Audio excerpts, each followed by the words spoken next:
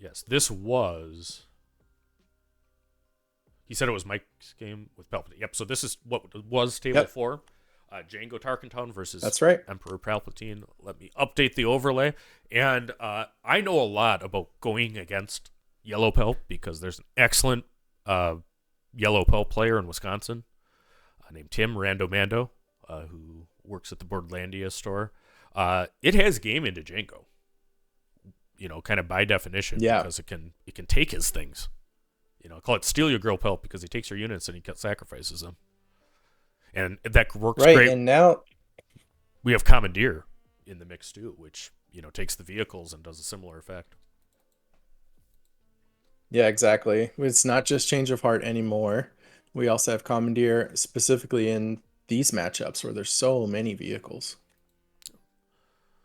For those that aren't big on YouTube usually, the bottom player, Mike, BobbySapphire, is a principal at KTOD and a good guy and has been doing Star Wars content since Destiny. And Maybe Stephanie. We don't know. maybe But Stephanie. Destiny for sure. Destiny for sure. I don't know.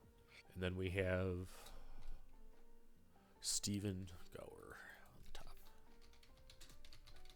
So Mike was playing this deck all last season as well before it got so many tools. And he was making top eights, never quite got his PQ win through all those travels, but always getting close. You're saving him for So the I think section. his experience here is going to help him a lot. Yeah. Save it for the sectional.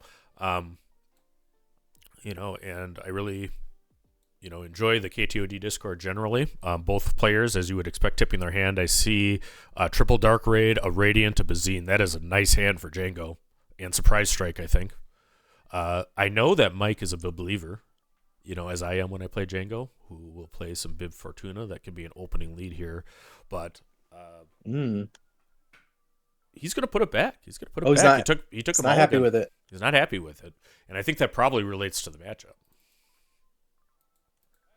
Yeah, and something you're also looking at is whether you want things like Radiant in your opening hand. I don't know if he was happy with his turn 2 is another thing to think about. Sure, he had a Bazine on turn 1, but is that going to put enough pressure? And then what's he doing on turn 2? He doesn't really want a triple Dark Raid on 2. That could be where his head was at.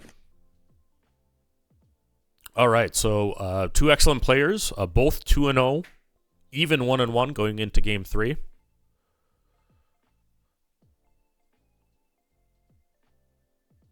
And it could be a Bib mirror match. They both have Bib, by the way. I mean, good Fortunas to both of them then. Playing Bib Fortuna in their deck. Yeah. All right, so here they go. Here's the 6 cards.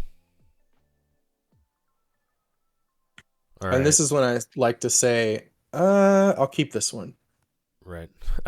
You're a joker in addition to a heck of a commentator, Jonathan. It's at first it was coming from other games like Magic, where you can mulligan multiple times. So I had such a habit of it.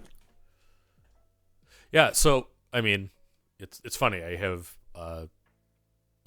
2 of my kids and my wife that play Star Wars, and then the last child, the middle child, has my sense of humor. So she's the one that laughs at my dad jokes. The other one's hated, but Love it. You got to have one. All right. So Palp plays a Super Laser Technician into the arena. Starting turn 2, which is a good play. That card is better for Palpatine than anything. Crafty Smuggler does 2 to base. I believe that looks like the Twin Suns special base to me, because I see some foiling on it, so that's cool. Yeah, It's a new product that if you ever need a Twin Suns deck box, you get a special base. You can only get that way. Boba Fett comes down into the ground arena for Jango. So I really like Boba Fett here. Just in the deck, I mean, it doesn't always work out well, but it lets you play to both arenas. You're in space a lot as Jango, so having some really nice threats in ground is also great. Yep, and you see some of the KTOD supporters popping into the chat. Good guy in a good community. And they gave away a whole bunch of mats and shirts and stuff at a meetup last night, so find good value there. All right, we'll see what Palp does. I mean, a lot of times, he'll like to sack that Super Laser Tech to draw the card. And that's exactly what happens on the play. I think he's going to take the shield from the crafty. Yeah, we'll have to see what he has for his 4 resources. Oh. He had the option of attacking in to kill it if he had something for 5. And look at that punish. Guerrilla Soldier comes down, does all of the indirect to base, taking him to 5, and then readies because of that. So the tech did it. He's going to Bazine, and he's going to take the jug. Yeah, we don't know if he drew the Bazine, but it's possible you could have led with Bazine to soak all 3 of the Guerrilla Soldier. Right. We already saw Mike decline to attack the laser tech in the previous turn. Right. Yeah, and it's not, you're not going against a Quinlan where they're a discard deck. It's there. That's Lux. Lux is actually a card that's good position right now and good into Jango. So that's why you want to explain how it works? Yep. With Jango? So Lux, what his ability is anytime a card can be played or is played for less than its printed cost, he can either ready or exhaust a unit. So by definition, if they TDR, you can exhaust the thing that came in. And then also times if you get a Lux out, Mike did the exact right thing there. He killed the Lux right away because Jango has to answer it. If you leave Lux alive, he's going to basically hurt your TDRs, and he's going to sometimes get lethal. Sometimes you actually ready your unit. If you get like a Quinlan with a blaster, is usually what I would have. But, if they drop a TDR, you can ready your Quinlan for lethal. It's nice. Yeah, and it shuts down TDR and sneak attack, so there's a lot of targets for it in this Jango deck. Yep, and Piet. It's also very good into any Piet deck because Piet uses his discounts quite a bit. So I think that's actually a cool card and a good decision by Steven doing this. All right. It's a great meta call. If you look at the percentages, Jango and Piet add up to a large part of the field. Absolutely. So we're now on the Jango flip turn. Palpatine's ramped, so they have 6 resources to play with. They could have Commandeer plus Sack. We got to see. I'm not sure what's in their hand.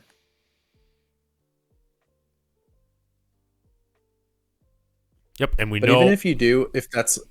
Go ahead. Yeah, we know there's a surprise strike for Jango, which is good. He's got to get under Palpatine. Palpatine does have a better top game than Jango. We were talking about Quinlan before, but, if he actually gets all his stuff, it's one of the decks that can deal with the, Devastators coming down. And he's just so big. The problem is getting to the 8 and a good steal. Palpatine player kind of giving away their hand that they don't have a play they really like. Yep. They could have led with an attack with the Bazine just to burn an action if they thought they had time for it.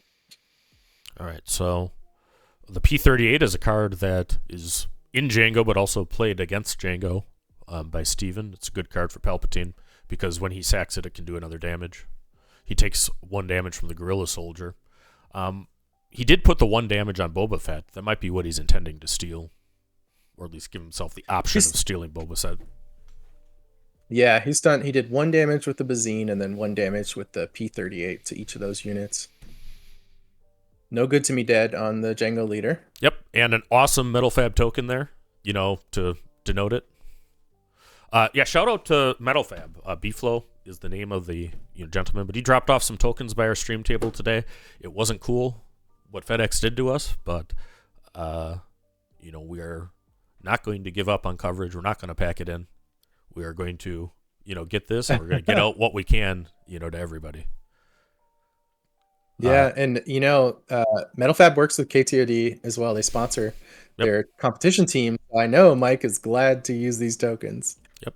So there we go. So Boba's done damage. I think that Palpatine's at 21, is it?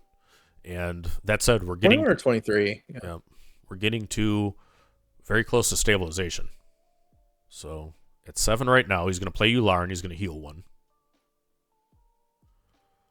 I would say this Palpatine is dead. Mostly because they're so close to 30. There's not a lot of healing in the deck, and Jango can just be so explosive. It would be really impressive for Palpatine to pull off this game. Yeah, my friend Chris Schutz in the chat bought in 3 tokens, and I see the man, the mustache, the legend, KTOD Maddie joining us. Hey, Matt.